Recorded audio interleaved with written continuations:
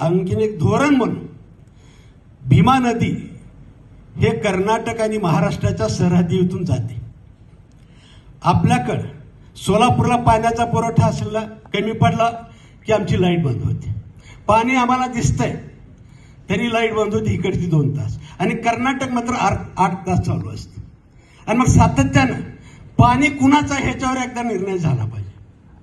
आज अनेक बंधारे कर्नाटक राज्याने केलेत, अनेक बंधारे आपण करतोय, आणि आपल्या बंधाऱ्यातून बंद केलं ठीक आहे.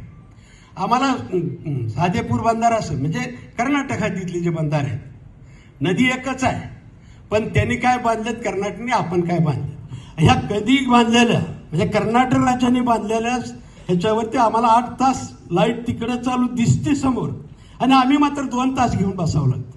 आणि माझी नम्र विनंती आहे, ह्याचा कुठेतरी धोरण म्हणून, हा व्यक्तिगत जरी विषय नसला तर हा धोरण म्हणून करण्याची गरज आहे. कारण आम्हाला प्रत्येक वेळेस शाळेला बरोबर ना